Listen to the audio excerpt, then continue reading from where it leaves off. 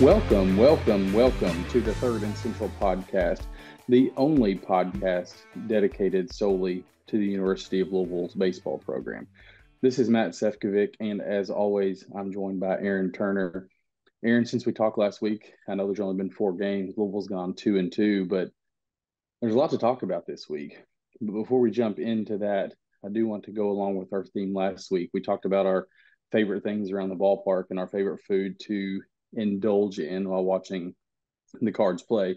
So I want to shift gears, but kind of stay on those lines of what we like about Louisville baseball.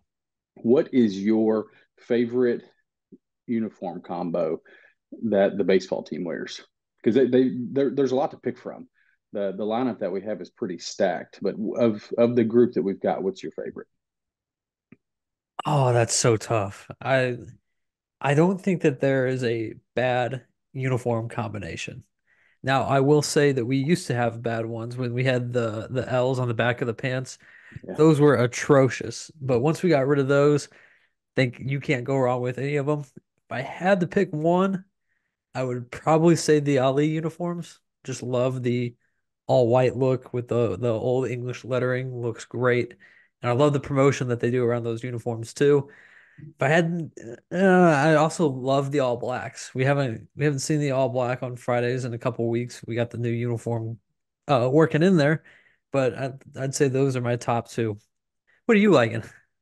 I like the black, but I'm glad they've kind of gone away from it this year. And I think it's we can't seem to win while we're wearing them. So I saw a stat the other day. We're one in I can't remember what it was while wearing those uniforms this year. I think it was Kelly Dickey maybe that put it out. I could be wrong, but I think that's probably why they've gone away from the black. My personal favorite, I've got two. The new all white with the red Cardinals script across the front. They wear those with the white pants and the Mhm. high red socks. I love that look. They broke those out last year, and it seemed like that's kind of a staple they put in the rotation this year that I really, really enjoy. I'm also a big fan, and I know this isn't a popular opinion amongst most, but the Astros. I love how clean they are. It's to me it's a good look.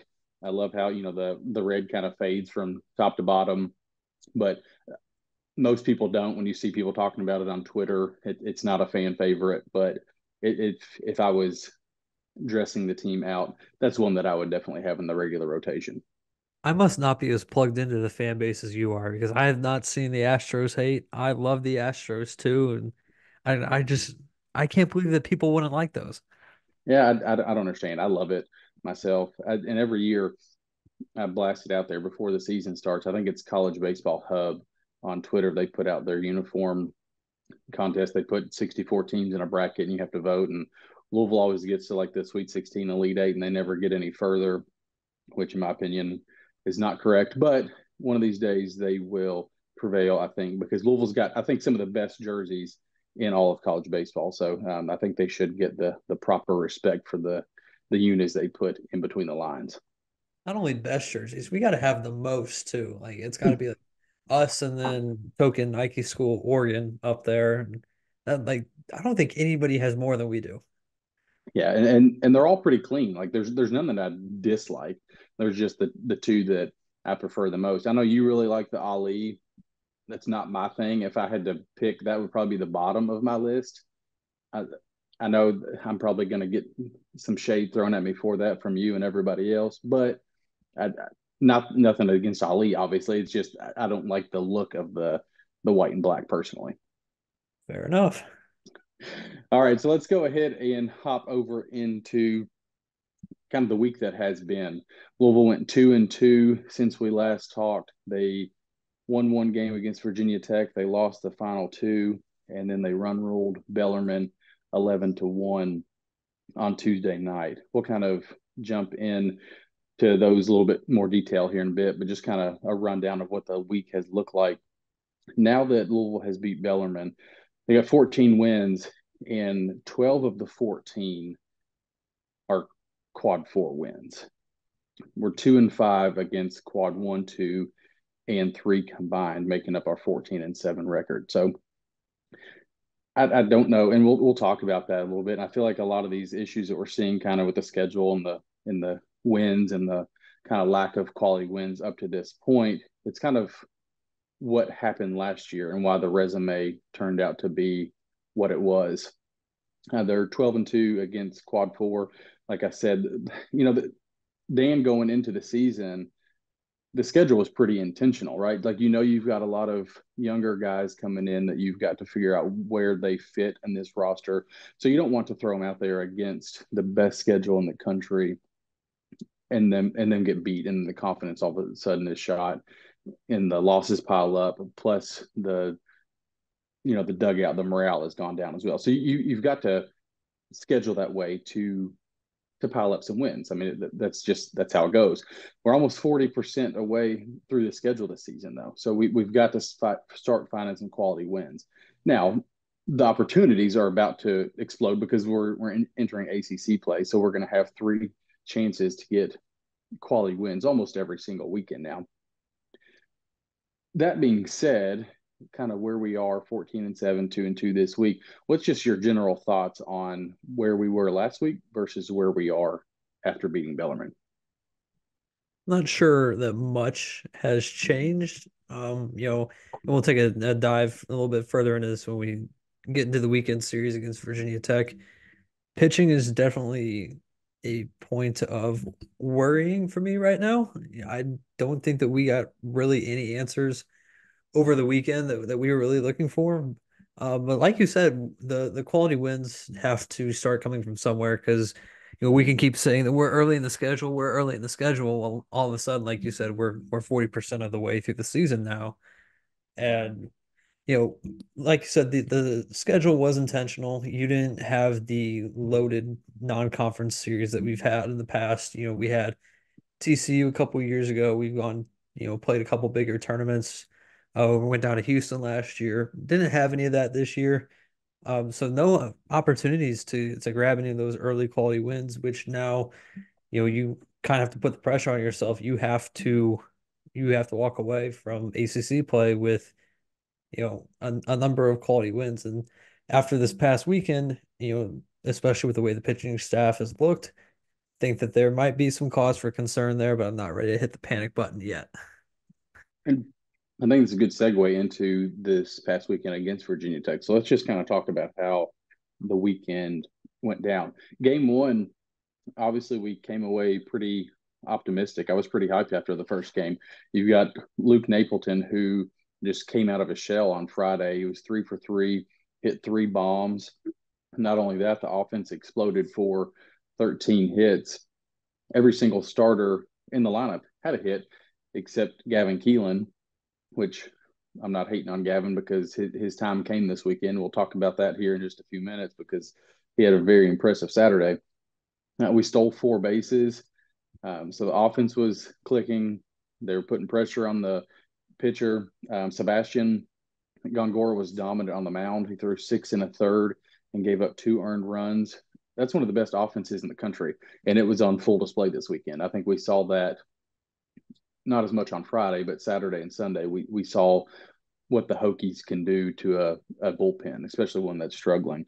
They're averaging over 10 runs a game, which is 8th in the country. But I think after that game, I was like, okay, so here we are. We've got our first opportunity at ACC play, jump on top of one of the premier offenses in the country, shut them down, beat them 9-6, and then things kind of fell apart on Saturday and Sunday. So what were your thoughts after Friday night? Because I came away and I was like, okay, so we finally got an ACC and this team is hyped. They're ready to go. We're playing at home. We're going to win one of these next 2 games and we're going to take this series. I was on the highest of highs after that game. I listened to the game in my car, and I think I was yelling at the radio all the way down the highway at certain points of the game. Um, you know, I cannot remember the last time that I saw that much energy out of the team as when Riley Phillips got out of the bases loaded, nobody out, jamming the eighth. Like that's something that I felt like this team had been lacking for, early part of this season and then last season too. You're looking for guys to, not only be leaders on the field, but be leaders in the dugout. And, seeing everybody come out and get Riley fired up like that, that was really awesome to see. So, like you said, I was feeling really good about Friday. I thought for sure that the season that the series was ours. I was looking at flights to Omaha already. I was feeling good. Yeah, we were texting each other back and forth after the game on Friday, and we were like, talking about hotels. We were like, where are we going to stay when we get to Omaha? Where we're going to eat? We're planning our trip out there. But I think you hit the nail on the head though, talking about the energy, and that's something that Coach McDonald talked about this weekend. I think it was on Sunday, is how they're just looking for somebody right now to play with a little fire and play with the energy. We've that's something that he's always had. That Coach Mack he allows his teams to play with he allows them to play fun. He allows them to play with energy and be passionate. And they get a big strike three, they come off the mound screaming and hollering, or the catcher spikes the ball into the ground, or the team runs out of the dugout, a big strikeout, or he welcomes that. He wants that, but we haven't seen that a whole lot. We don't have the Christian Knapchick this year on the roster. We don't have the Tate Keener on the roster this year. So where's that going to come from? I think we have leaders on the field, but we've got to find a couple leaders and hype guys in the dugout to get this team hyped. Bring back John Ross Langworthy. That was my guy. Loved watching J.R. Langworthy do his thing. Bring him back. Just get him in the dugout. We'll call him a grad assistant. Let him be the lead again. I'm all for it. All right, so talk about Friday a little bit. Now let's take a dive into Saturday. And I feel like the vibe from Friday to Saturday, like you said, high energy late in the game. Riley Phillips gets out of the bases loaded, nobody out jam. Feeling really good at the end of the game. Walk away 1-0 in ACC play, and then Saturday hits, and you just kind of feel like you come out looking a little bit flat. You final score was 12-6 loss, and nothing was really clicking.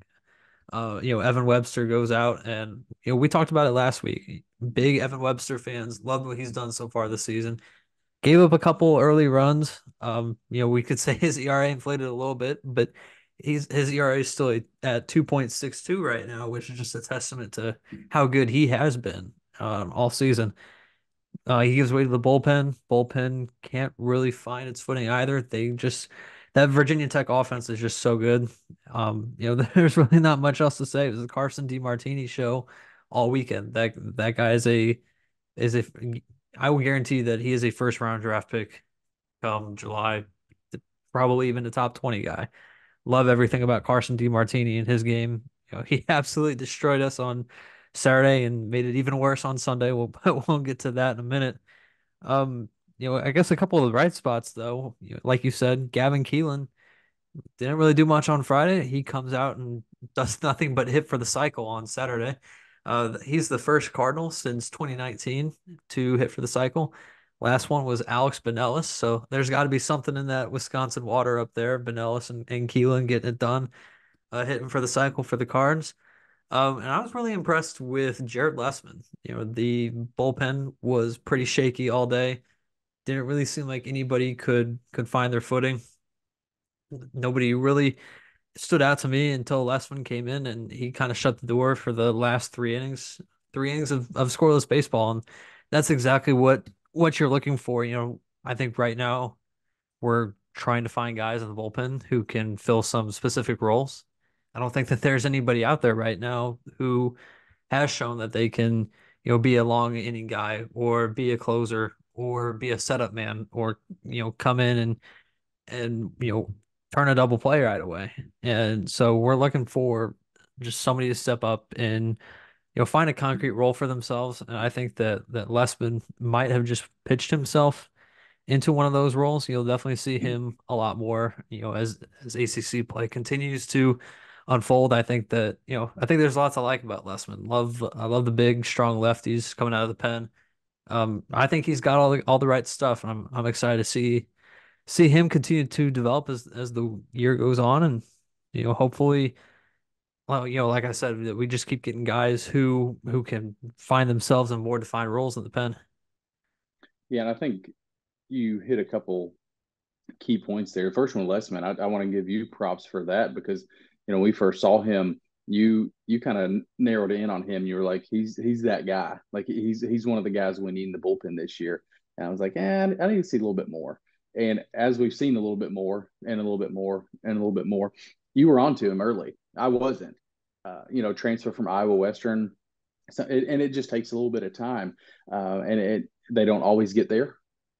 We've seen that happen in the past. Guys put up ridiculous numbers at JUCO or D2 or D3, and there's always a concern. It's like, okay, how does that translate to big time baseball, to D1 ACC ball? And I think we've seen that Lessman, he can be that guy out of the bullpen. And I think this past inning, this past weekend, like you said, he earned himself more meaningful innings as the season goes on until he gives the coaching staff a reason not to give him those innings.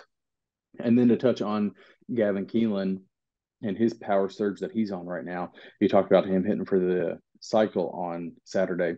That was just the 7th cycle in the history of Louisville baseball. So pretty impressive stuff.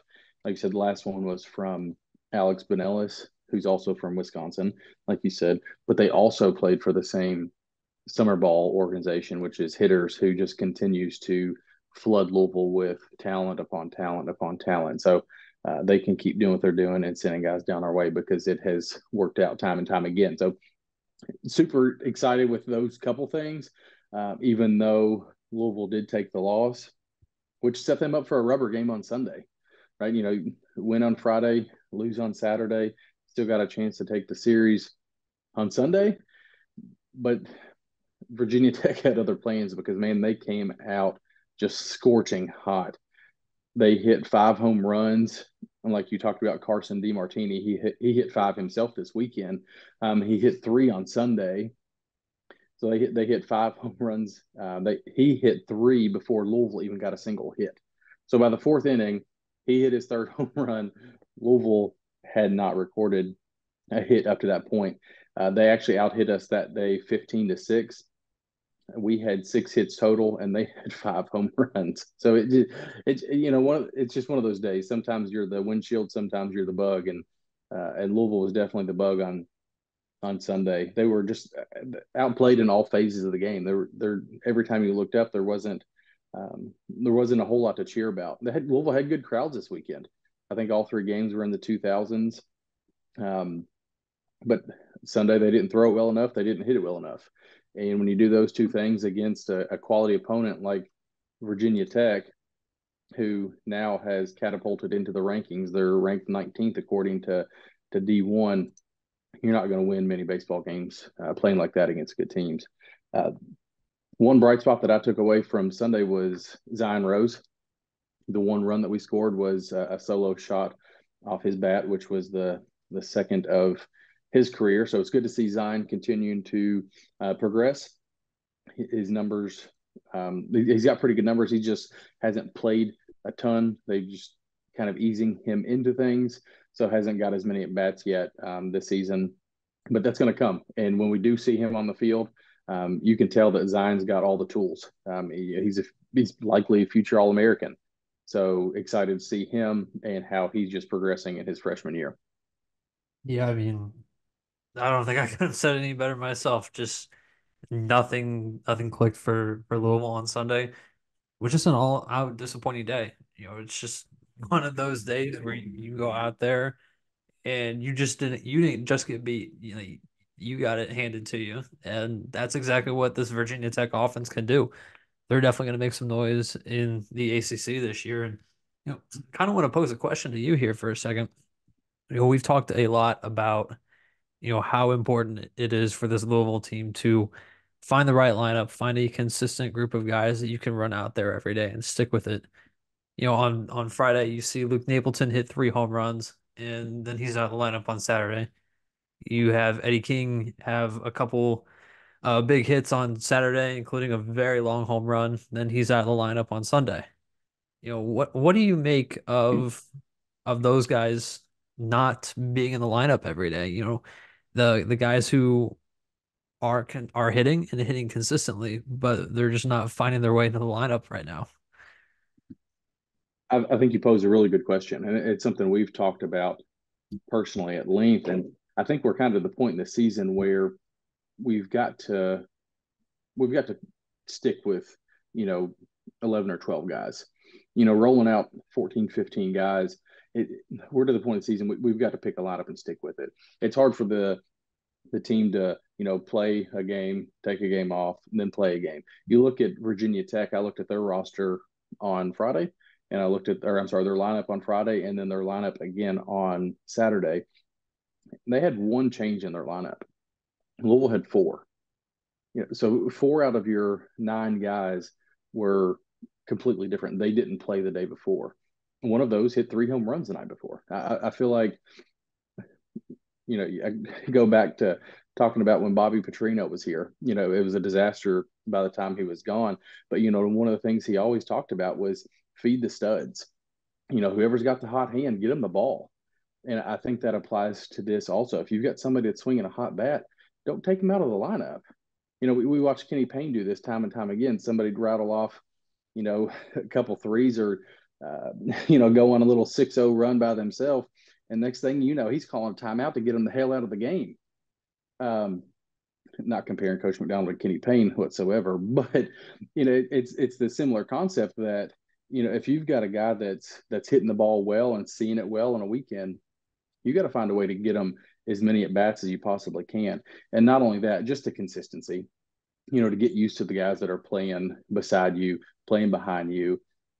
I think just having that feel good that the guy that's across the diamond from you is going to make the play because you trust them, because you've played with them, and they all trust each other. But I think we've got to settle on a nucleus of guys that we can rely on night in and night out. You're going to have changes in the lineup. Your catchers can't catch every single game. I get that, but there's DH spots there for a reason. I just think we have to find those 11 or 12 guys, and that's who we stick with. I mean, I absolutely agree. I think that, especially at this point in the season, you want to see a consistent group of guys out there. I do think it says a lot about the program too, that you can run as many guys out there as we have been. You've got 3 outfield spots and 6 outfielders who you can run out there right now at any given time, and they're going to give you good results. I mean, you know what you're getting from that outfield group, for example. It's just it's so hard for me to see that, the consistent changes in the lineup after, good performances. And I'm the biggest Eddie King Jr. fan that's ever walked the face of the earth. So I'm just gonna choose him for example here. He's been hitting 333 right now. He's started 1 in the last 4 games. So but obviously love to see some more of Eddie. I think that he's an absolute stud when he finds his name in the lineup. And I definitely think that he's, a major league draft pick this year. I very much think that highly of Eddie. Would love to see some more of him. Obviously would love to see Napleton in there every day. I think that his bat, you know, I think that he brings the power right now. A team that hasn't always had it. I think that Napleton is starting to emerge as that power threat. So would love to see Napleton in there every day. I do understand though that it is hard to find a group of guys, and hopefully, within the next 2 or 3 weeks, that group will emerge, and we can ride that group of 9 or 10, for the rest of the season after that. Yeah, and the caveat to that is, like you said, I mean, the coaching staff, I guess they recruited too well, right? there's so much talent that somebody has to be there. A couple somebodies has to be the odd man out. Like it's not just one person that's not going to play as much. It affects multiple people. But also, you've played baseball. I've played baseball before. If you know that there's a chance you may not play tomorrow, does that put more pressure on you today to perform well? And because that, okay, if I don't get a hit here, if I don't make this defensive play, that okay, I may just get benched tomorrow. Like it becomes a mind game as well. So I think this is a damn good team. This roster is loaded. I have no doubts about that whatsoever. And there's going to be some hurt feelings, but I think we have to settle on just a core nucleus of guys that we're going to roll with the rest of the season. And whoever you pick, I trust you. We trust the coaching staff to pick the right guys, but I think you have to, pick a couple guys and say, okay, this is your turn. You and If something happens over a month span, okay, that's a different story. Let's change it up. But I think game by game, it's just kind of tough for the guys to get into a groove. That's just my opinion. I mean, you kind of joked there that we recruited too well, but I do think that there might be a little bit of truth to that because, you come into the year thinking that your outfield is pretty locked in at JT Benson, Eddie King Jr., and Isaac Humphrey, and you're looking at the incoming freshmen and the couple of guys who've already been there and redshirted last year. But you look at Lucas Moore and you're like, okay, this is a guy that, happy to have him on campus. We think that he's going to do good things, but probably not this year. And then he goes off in the fall, and you're like, okay, maybe we've got something. He can, be a little bit of a contributor to this year's team. He just continues going off in the spring scrimmages and finds himself in the opening day lineup. And you're like, okay, this is obviously not how we thought that this year was going to go. But he played his way into a spot where you can't take him out of the lineup right now. So I think that instances, with guys like Moore, you probably, even if you're Dan and his staff, you probably don't expect him to contribute much in year one, and he forced their hand. He made him do it. So now he's kind of in a juggling act of, okay, how do I keep Lucas Moore in there as well as the other three outfielders that we originally planned on being in there. Plus, you've got the emergence of Michael Lippy, who's had a very good season so far, and Corbin Dickerson, who in limited at bats, he looks pretty good himself. So, I say this time and time again, I'm just glad that I'm not the one who has to make that decision. Yeah, and we've talked about this time and time again, and who our lineup would be, and it does change from time to time depending on who's got the hot hand at this point in time. But I think as we head into the ACC, I think just getting more at bats, more repetition, the opportunity to face some better arms, live pitching all the time, not just pitching there and practice. I think that just goes a long way. And if we could get that group of guys consistent, I think we would probably see the benefits follow as well. That's my hope, and hopefully that happens. So let's take a turn here and do one more game recap. Game four from the last time that we recorded. Um, Tuesday night win over Bellarmine was homecoming for former Card Chris Dominguez, who is now at the helm for the Bellarmine Knights. It's been a rough year for Bellarmine to say the least. Very rough year. They're 1-18 now. Not a whole lot to say about what they've got going on there. Colton Hartman made his first career start today. Super excited for Colton. We talked about it last week too.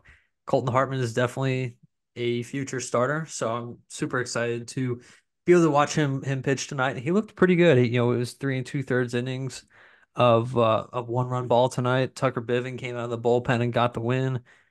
Offense did its job, top to bottom. I think everybody, equally contributed to an 11-1 victory, short game in 7 innings. One thing that I wanted to kind of point out here is that Carson Liggett obviously not getting the start in favor of Hartman. He has been the midweek guy. He comes out of the bullpen and works 1 inning, and you think about guys who are throwing on the weekend. Okay, their bullpen on the midweek. Friday night guys might be pitching on a Monday or Tuesday in a bullpen. Saturday night guys, Tuesday, Wednesday, Sunday night guys, maybe Wednesday, Thursday. Does Carson Liggett coming out of the bullpen tonight set him up for a bigger role in during the weekend? There's been some questions about his health. Is Liggett 100% ready to go? And I guess I'll pose this question to you. Do you think that Liggett coming out for just 1 inning tonight, it was his version of a midweek bullpen in hopes that he's going to either one, get a start this weekend, or two, work, a heavy amount of innings over the course of the weekend? I don't think Carson will start this weekend personally. I think Dan will probably stick with the same rotation we've seen, which is Sebastian Gongora, Evan Webster, and then Patrick Forbes. That being said, it wouldn't shock me one bit if we saw any of those three pitchers get in trouble in a game that we're close in Liggett being the long-term middle relief guy is the next option. I don't think he starts, but I think if we get to Sunday, and I'm sorry, we don't play on Sunday. It's a Thursday, Friday, Saturday series. Let's say we get to Saturday. If we get to game three and Forbes, gets taken out in the third or fourth, like he did this past weekend, I think we could see Liggett as the guy to come in following him just to get him some weekend action. Like you said, there's been some concern about his health. I think he's getting back to 100%. That's something you and I have talked about. Once he does get back, where does he fit in with everything? You don't replace Sebastian at this point in time. Evan Webster's been lights out. So where does Liggett fall in? Does he take fourth spot on the third day, or is he kind of your first option out of the bullpen when in trouble? So I think this weekend we'll probably see some clarity on that answer, depending on how the weekend goes. But yeah, I 100% think that Carson Liggett, and this is with no knowledge of anything at all, I just think that we see Carson Liggett probably this weekend, because I think if you look at the way the schedule sets up, this is a weekend series that I think Dan has probably circled that we got to find a way to get some wins down in Winston-Salem. Losing the series to Virginia Tech, things aren't going to get any easier after Wake Forest, because then we go down to Tallahassee and play Florida State, North Carolina State, Virginia, Miami. It's just a gauntlet of a series. So we got to start piling up some wins. So I think whatever you have to do at this point in time, whatever arms you got to use them on the weekend and figure out the midweek when we get there. I mean, I absolutely agree. And kind of going back to that hypothetical of who might Liggett replace, I think that when he does get 100% healthy, in my opinion, I could absolutely see him sliding into that Sunday spot. I love Patrick Forbes, but there's also been some questions about his health this year. Mm-hmm. He looks very, very good. One time through the lineup, gets through two or three innings. Second time through the lineup comes around, starts to lose a little bit of control, walks probably a little bit too many guys. Guys start to figure him out a little bit. And we talked at length in the our preseason episode. We thought that Forbes could definitely be a closer, and Mm-hmm. I still think that Patrick Forbes has closer type stuff. And for a bullpen that probably desperately needs somebody to step up and be a closer, I could absolutely see Liggett sliding into a Sunday spot once he's 100% healthy, and then moving Forbes into that back end relief role just to provide some stability in the back end of the pen. And I don't mind that one bit. That's something you and I have talked about that. I think Forbes, you personally, I think Forbes is a closer. If he can get out there and pump 96 for an inning and find the zone, there's a lot of value there. I think if we can go, if you think about the Will Koger that we've seen a little bit recently, if you can go Gongora, Koger, Forbes on your Friday night game, that's a hell of a lineup to throw against a team. You go lefty, righty, righty. I think that's a pretty good combination, and sets us up to win a lot of Friday night games this year. So I really like the look of that. Are we going to get there? I don't know, but I think that is definitely a solid option, and a combination that would win a lot of baseball games. And selfishly, we're talking about stability in the lineup, but I'm still a believer in the Patrick Forbes two-way guy right now. I definitely think that he can be a legit two-way guy. So adding him to the pen just makes it a little bit easier to keep him in the lineup, Yeah, and hit, like we were talking about earlier, we want to see lineup stability, and Forbes hasn't gotten an at bat all year, but I wouldn't mind it. yeah. Find some ABs for him somewhere in this lineup. So we've talked a lot about Wake Forest, and they're an odd team. But before we get into them a little bit more in detail, I kind of want to throw some stats at you, and you just tell me what you make of all this, because it's, to me, it doesn't make sense when I look at it. So these are all stats prior to the Bellarmine game. The NCAA doesn't refresh until Monday, so this is before the Bellarmine game happened. Louisville was sixth in the country with a team batting average of 344. They were seventh in the country with 50 stolen bases. Slugging percentage is 10th at 586. On base percentage is 13th at 445. 9.8 runs a game is good for 20th in the country. Home runs, we're 30th in the country with 33. And then we get to the pitching stats.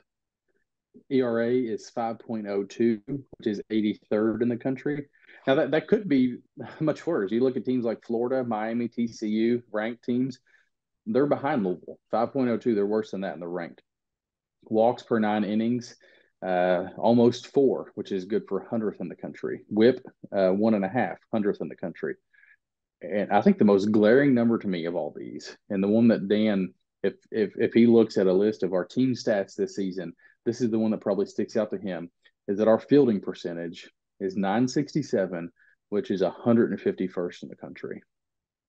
I know those are a lot of numbers, but a lot of those numbers are skewed to the positive for the offense, and then when we get down to the lower half of the stats, they were where the pitching staff is ranked, 83 or above or into the hundreds.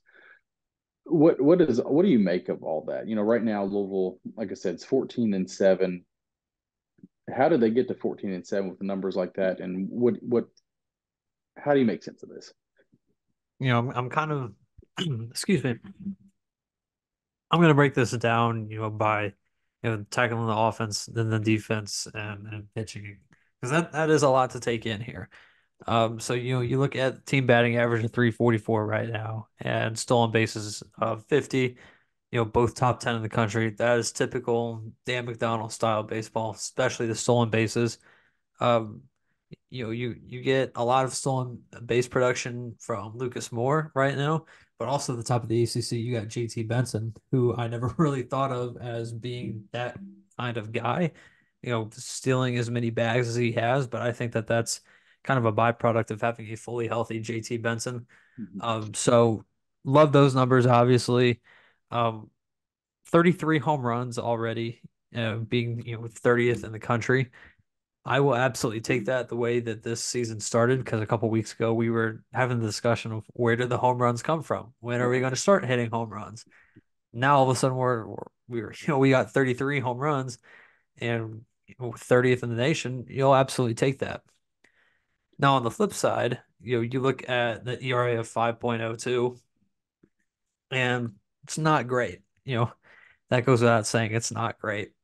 But at the same time, you look at where we were last year, and our bullpen, especially towards the end of the season, caught a lot of heat from fans on social media, thinking that the bullpen was to blame. And we ended up having an ERA in the top 20 in the country last year. Mm-hmm. Um, so, and like you said, it's definitely interesting to see, you know, ERA ahead of teams like TCU, Florida, Miami, who are all ranked right now. Those are teams who I don't think will be able to survive like that. Obviously, that ERA has to come down off the top of my head. I don't know what their schedules have looked like. I do know that Miami's had a couple of interesting weekends in the ACC. I don't know if you watched that Virginia series at all, but that Mm-hmm. Miami Virginia series was a lot of fun. All three games were chaotic. Anyways, I don't know what to make of the pitching, to be honest. You know, it's easy for me to sit here and say that pitching is definitely an issue. And I think that anybody who looks at this team and say, yeah, like the pitching needs to be refined a little bit. I don't know how though. You you you're looking for guys to step up and take roles, obviously. This feels like the same story over the last 2 or 3 years. You have to slug your way to a win, it feels like. So would love the pitching staff to step up, obviously get that ERA number down.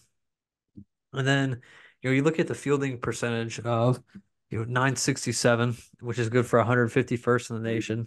Obviously, that's probably the most glaring number of all of them that you just rattled off.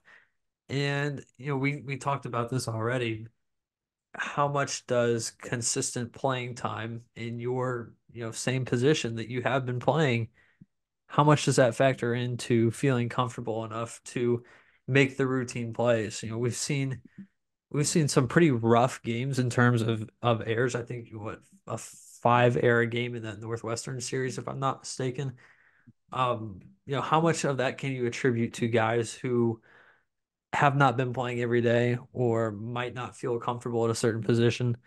And I also want to say that we had this conversation last year too.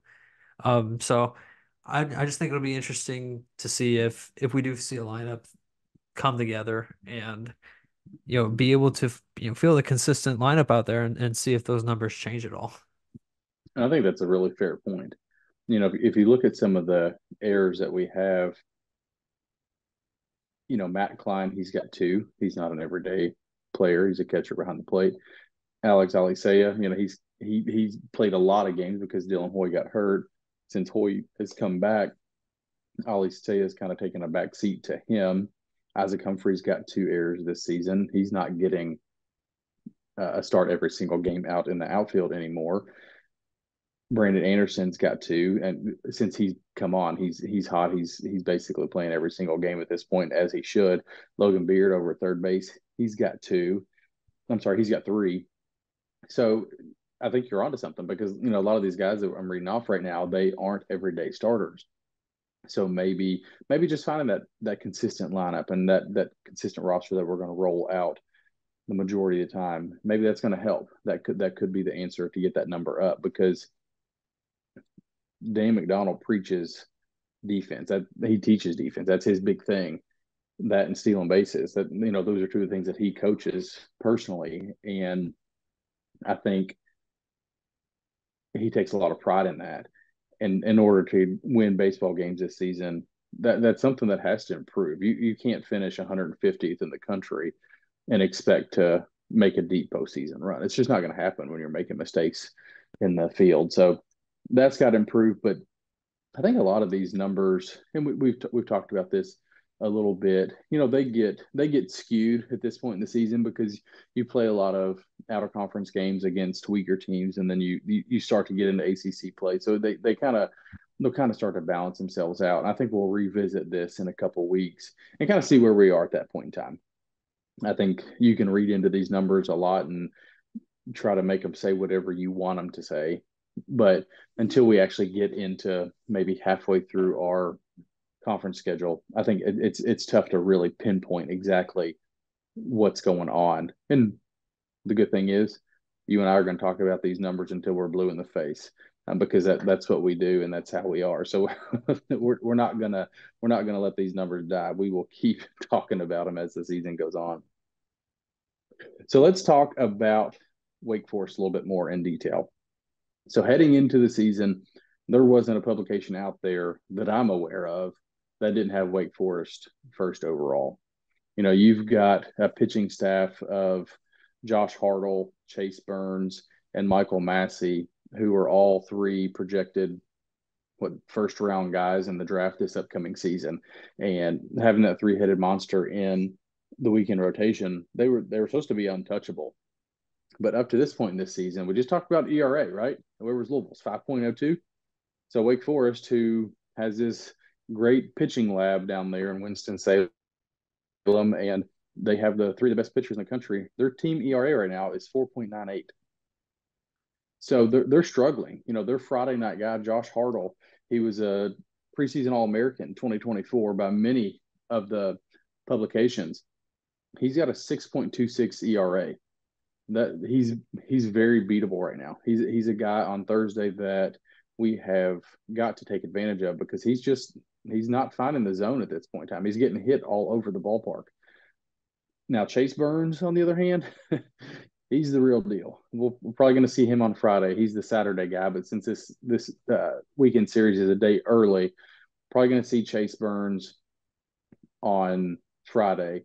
Right now, he got a 2.08 ERA. He's got 50 strikeouts in 30 and a third innings pitched. He struck out 13 of the 26 batters that he faced against Virginia this weekend, while he was named ACC Pitcher of the Week for the second consecutive week. And this guy is just an electric factory. If you've never watched him, you have got to find yourself a way to watch the game where he throws against Louisville this weekend. It may not be fun the whole time if you're a Louisville fan, but he is just an absolute treasure to watch. He's pumping triple digits late into the games, and he's definitely going to be a guy that's going to get taken off the board early in the draft this year. And I do want to say that with Massey being the Thursday guy, that's a game that if we want to win the series, you really have to beat Massey on Thursday. Because if you lose the Thursday game, in order to win the series, you have to beat Chase Burns. Like there's no other way around it. You have to beat him to win the last two games. So going up against him in a must win situation to win the series, I won't like my odds against that. Not that I don't believe in this team, but that's just how good Chase Burns is. I know you love these three. They haven't been great. Mike Massey didn't even pitch this past weekend. He didn't throw against Virginia. He wasn't the Sunday guy. So we don't even know who we're going to see. Um, that's a lot. I know you're really high on all three of them. What do you make of the Wake Forest series? Interestingly enough, I think it's winnable. I think that it is a winnable series and could be a potential turning point in the season for Louisville. Not to say that we're down right now, but I don't think that we're really up either. So, you look at Hartle on Thursday, 6.22 ERA up to this point in the season. He's had a couple of tough opponents, but you absolutely have to get to him early. He's given up a lot of runs in the first and second inning. Get to him early and get to that bullpen because Wake's bullpen is also pretty banged up too. They're facing a lot of injuries out there in the pen. If you get to that pen early on Thursday night, come Saturday, when Massey might not even be throwing, who does Wake Forest have left to make a competitive game out of it on Saturday? So I think the plan of attack absolutely has to be you have to go out and beat Hartle on Thursday, get to him early, get into the bullpen, do what you can against Chase Burns. That is not a knock on Louisville. That is just how good Chase Burns is. Absolutely electric. It is must-watch TV. Um, same thing goes though. If you can just run up his pitch count and get him out of the game as quickly as possible, try and take long at bats, fight off pitches, anything you can do to once again get to that banged up bullpen. And then Sunday, is Massey going to pitch? We don't really know. We didn't get an injury designation as of now for why he didn't pitch this past weekend. So obviously not rooting for any injuries for anybody, but I wouldn't be upset if he was unable to return this weekend and instead came back next weekend. I think also of note here is their first baseman, Nick Kurtz, was out this past weekend as well. Uh, I didn't see an injury designation on him. I don't know if there's one out yet. Um, but he is to be determined for this weekend's series against Louisville. So that's a potential Sunday starter, a number of guys in the pen, and your first round, first baseman, middle of the order type bat, all could be missing from this weekend series. Wake's been kind of on a free fall in the rankings right now. I think that this is a great opportunity for Louisville to go out and grab a couple of ACC wins. No, I think you said a couple things that I want to hone in on. And Wake, I just checked, they fell to 16th this week in the D1 baseball ranking, which is who I like to reference more than anything. And like you talked about a couple of the injuries, Nick Kurtz to me is a big one. That is a big time bat. He played on Friday, if I'm not mistaken, against Virginia. He went down and we didn't see him on Saturday or Sunday. And then I don't believe he played in their midweek game this week that was against High Point. So he's missed a couple games in a row, three. So don't know if we're going to see him.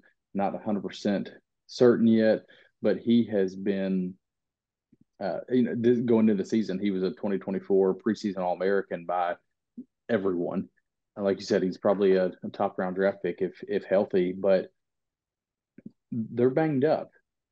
And like you said, this could be a turning point for the season for Louisville. Like you said, we're not super down right now. I think we're soul searching. If I had to define the season right now, we're soul searching. We're trying to find out who we are and who we're going to be for the rest of this schedule.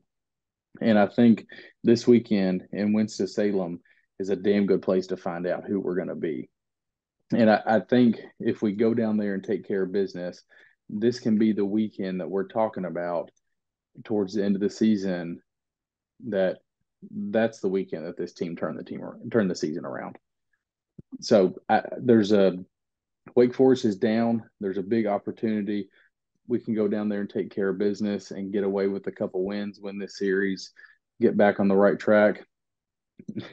And then the following weekend, we'll head down to Tallahassee and we'll do this all over again because it just doesn't get any easier in this conference. And that's the fun thing about it is every single weekend, it's just another ranked opponent, it seems like. But I think they're winnable games. Chase Burns is the type of guy that when Louisville had Brendan McKay on the mound, everybody wanted to turn the TV on to see what Brendan was going to do that night. That's Chase Burns, right? Like Brendan didn't throw 102, but there was no telling what Brendan was going to do with a baseball in his hand, and everybody wanted to see it.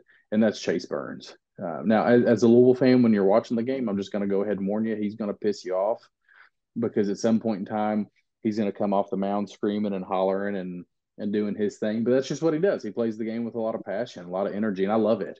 You know, when I see the highlights on Twitter or when I'm watching him play other teams, it's a lot of fun to see him do it. When I'm watching him on Friday night against us, it probably won't be as much fun if he does. But yeah, as Louisville fans, you're probably not going to enjoy that part of his game. But man, he is just fun to watch. If you remember Burns, he played at Tennessee the past couple seasons for Tony Vitello, and then he transferred down to the pitching lab at Wake Forest, which I saw a tweet the other day. I think it was 11.7 that put it out there that said somebody need to unplug the pitching lab at Wake Forest and blow on it and plug it back in, like the old N64 game. That's true because right now they are just struggling. So I think it's a winnable series. I do. I think we've got to go down there and take care of business. We can't make errors, can't walk guys. I think you have to take advantage of every base runner we get. We've got to play smart. Dan talks about it a lot. We got to move the baseball.